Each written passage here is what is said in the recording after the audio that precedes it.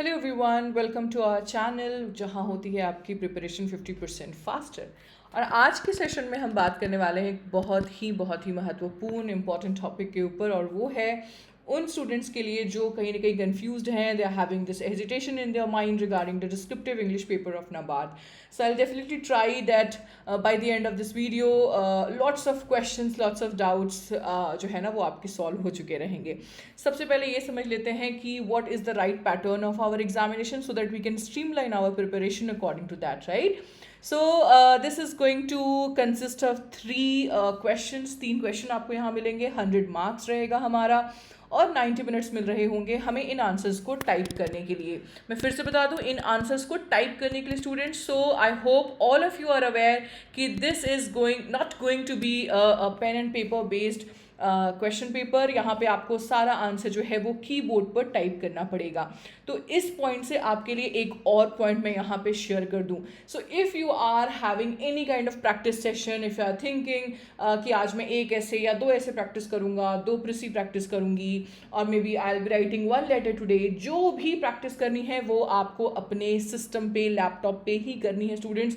आप पेन और पेपर पे कोई प्रैक्टिस नहीं करेंगे, even though you are writing only 1 ऐसे डे, ओके? रीज़न बहुत साफ है, आपको मैं बता दूं। पेन पेपर पे अगर आप आज कर लें और सिर्फ मॉक टेस्ट जो है ना वो आप लगाएं अगर आप अपने ऑनलाइन प्लेटफॉर्म पे, तो वो उससे जो है ना आपको बहुत मिनिमम एक्सपोजर मिलेगा उस कीबोर्ड का as compare to each and every ऐसे और प्रिसी और लेटर जो आप प्रैक्टिस कर रहे होंगे अपने कीबोर्ड के ऊपर। एक और बात स्टूडेंट्स, मतलब ये आप जो है ना ये आपके स्टूडेंट्स, आपके जैसे कई सारे स्टूडेंट्स के एक्सपीरियंस के द्वारा ही मैं आपको यहाँ पे शेयर कर रही हूँ। Obviously you will be practicing this kind of paper on your laptop, right? But exam में अगर आप ध्यान से देखें, या आप पहले भी जानते हो, अपने दोस्तों से सुना हो, अपने सीनियर से सुना हो, that you will be getting a proper जो आपका डेस्कटॉप होता है जिसमें कीबोर्ड अलग रहते हैं, इस तरह के सिस्टम आपको मिलते हैं एग्जाम में।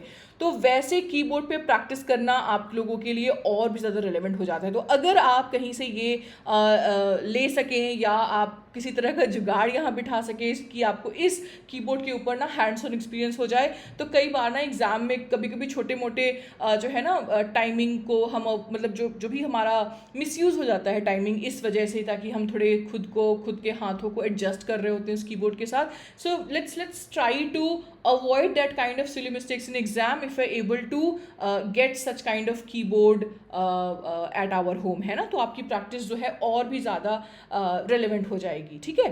अभी हम बात करते हैं अपने उन पॉइंट के ऊपर, like what are the questions जो हम टारगेट कर रहे हैं इस एग्जाम के लिए।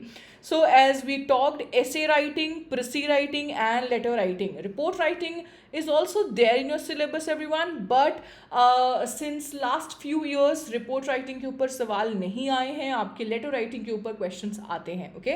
So essay writing and presi writing तो आप लोगों का काफ़ी ट्रेडिशनल तरीका है सवाल पूछने का। इसके ऊपर हम एक एक करके बात करेंगे that what should be the right strategy, और let's say what are the do's and don'ts basically जो हमें पता होना चाहिए, है ना? सबसे पहली चीज़ आती है essay writing के ऊपर, वो है हमारा word limit। Lots of students actually I have seen कि they take this constraint as a very like lenient one कि ठीक है चलो 400 words है, I'll write 500 words, what difference it will create? Guys, आप अपने marks lose करेंगे।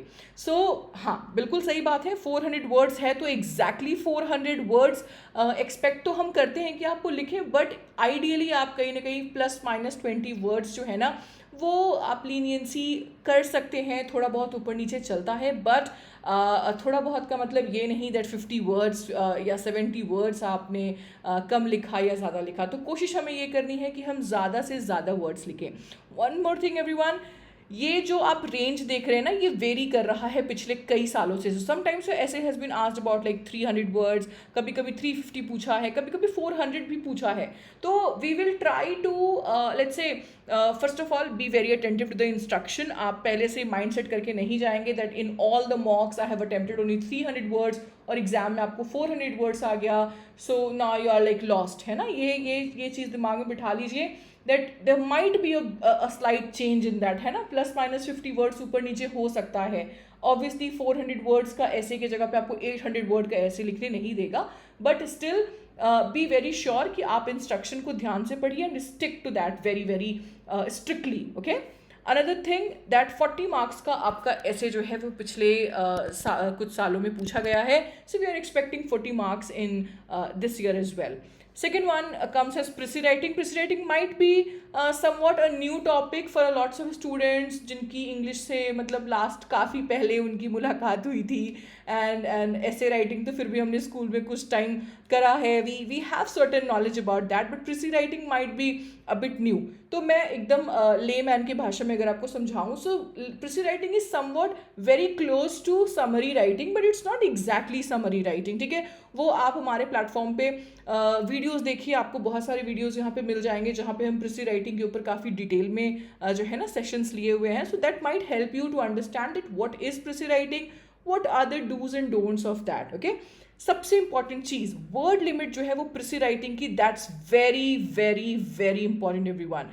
Ideally, Prissy should be 1/3 of the length of your original passage. Original passage जितना भी वर्ड का हो उसका 1/3 लेंथ हमें यहाँ पे लिखना होता है. कभी कभी आपके इंस्ट्रक्शन में ये चीज़ लिखी हुई रहती है, कभी कभी हो सकता है वो आपको डायरेक्टली जो है ना वर्ड स्पेसिफाई कर देते हैं. Okay, so if you just keep a track of the last few years you would have seen की 120 से 150 वर्ड्स के बीच में ही आपका प्रिसी राइटिंग जो है वो लिखना होता है. और प्रिसी राइटिंग आती है आपके एग्जाम में 30 मार्क्स की students. And the third type of question that is letter writing. Letter writing में एक चीज़ आपको ध्यान में रखनी है that sometimes the word limit won't be जो है ना स्पेसिफाई किया गया रहता है आपके एग्जाम में. तो हम क्या करेंगे, if word limit is given फिर तो कोई टेंशन ही नहीं है. If word limit is not provided students we will try to keep it close to 200 और 220. ठीक है, इसके अंदर ही कोशिश करना है. Do not go beyond guys. Ideally मैं बोलूँ तो 200 वर्ड्स को आप क्रॉस नहीं कीजिएगा. A letter should like it's not suppose to be written in 400 words और 500 वर्ड्स, है ना, वो ऐसे नहीं है. तो कोशिश ये करनी कि लेटर राइटिंग के ऊपर सबसे पहली चीज़ जो ध्यान रखनी होती है वो है फॉर्मेट. ठीक है, तो फॉर्मेट के बाद you should always keep this track कि मैं एक आइडियल वर्ड लिमिट के अंदर ही इसको कंप्लीट करूं, और ये आपका आता है 30 मार्क्स का. So this is how like your distribution of 100 marks goes everyone. अब अगर मैं बात करूँ एक बहुत बहुत इंपॉर्टेंट पॉइंट की, जो generally students have this query when they are like having 1 week left for the exam, है ना, तब कहीं ना कहीं उन्होंने 2-3 मॉक टेस्ट लगा दिया रहता है और फिर ये डाउट जो है ना वो उनके दिमाग में आता है. मैं ये आपके प्रिपरेशन की शुरुआत में आप लोगों को बता देना चाहती हूँ, एडवाइस कर देना चाहती हूँ ये कि there is no such ideal limit of the time everyone, है ना. This will definitely depend on your typing speed. आप कितनी जल्दी सोच पा रहे हैं, इसके ऊपर डिपेंड करेगा दैट आप हर टॉपिक को कितना टाइम स्पेंड कर रहे हो. ठीक है, बट एक आइडियल टाइम अगर हम देखें, सो ऐसे राइटिंग में सबसे ज़्यादा मार्क्स हमें मिल रहे हैं. सो समवेयर आपको एक आइडियल टाइम वहाँ स्पेंड अगर आप करते हैं तो 35 से 40 मिनट्स आपको स्पेंड करना चाहिए. Okay, another one is precis writing. अभी आपने देखा 120 to 150 वर्ड्स यहाँ पे लिखने हैं, सो कंपैरेटिवली टाइम जो है वो यहाँ कम लग सकता है. हो सकता है 30 मिनट ना भी लगे, मे बी 25 मिनट्स ही लगे, तो 5 मिनट आप अपने बाकी टॉपिक्स पे भी यूज़ कर सकते हो. बट ये आप तभी कर पाएंगे जब आप मॉक टेस्ट देंगे. आप समझ पाएंगे कि मुझे एक्चुअली ऐसे में जो है ना शायद 45 मिनट्स लगा और may be you only took 35 minutes. But ये मालूम तभी चलेगा when you are attempting the entire mock, है ना. अलग अलग प्रैक्टिस करने से काम नहीं चलेगा, ये पता नहीं चलेगा students. And last one, letter writing. Again because of the kind of content we are writing here, जो हमें टाइप करनी है वो काफ़ी कम हो जाती है, क्योंकि आइडियली 150 और 200 वर्ड्स के लिए 20 मिनट्स काफ़ी होते हैं, है ना. तो लेटर राइटिंग में आपका फॉर्मेट भी है, सब्जेक्ट है, एड्रेस है, ये सारी चीज़ें आपकी वर्ड लिमिट के अंदर ही काउंट होगी स्टूडेंट्स. ओके, सो अभी आज के सेशन का सबसे जो है ना मेन चीज़, जो स्ट्रैटेजी है हमारी जिसके ऊपर ये सेशन है, वो हम अभी डिस्कस कर लेते हैं कि हमें since the beginning of our preparation किन पॉइंट्स के ऊपर ध्यान रखना है. सबसे पहली चीज़, we will review our sample paper so that we understand, we get accustomed to the kind of questions which have come in the exam. किस तरह के पैसेज पूछे गए हैं, क्या लेंथ था पैसेज का जिसके ऊपर प्रिसी लिखना था, किस प्रकार के टॉपिक्स पूछे गए हैं ऐसे राइटिंग के, राइट. सो ये आपको सबसे पहले उसे familiar होने में हेल्प करेगा. Second one is about your structure of the essay. एक बेसिक आइडिया होना चाहिए कि एक नॉर्मल आपके एसे में इंट्रोडक्शन, बॉडी और कंक्लूजन अगर होती है तो वो आपके एसे को और भी ज़्यादा सॉलिडिफाई करती है स्टूडेंट्स.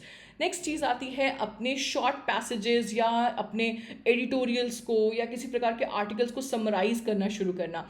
ये आपका बेसिक है जो आप समझते हैं शुरुआत में, यही आपको हेल्प करेगा आगे जाके मॉक टेस्ट में अपने पैसेज को के ऊपर प्रिसी लिखने के लिए. And last but not the least your sample letters जो आपको हेल्प करेगा उसके फॉर्मेट को समझने में, और लेट से हम कैसे अपनी रिक्वेस्ट या कंप्लेन कर रहे हैं जिसके ऊपर आपका जो भी लेटर आ रहा है, फॉर्मल लेटर्स, इनफॉर्मल लेटर्स, ये दोनों ही एक्सपेक्ट कर रहे होते हैं अपने एग्जाम में.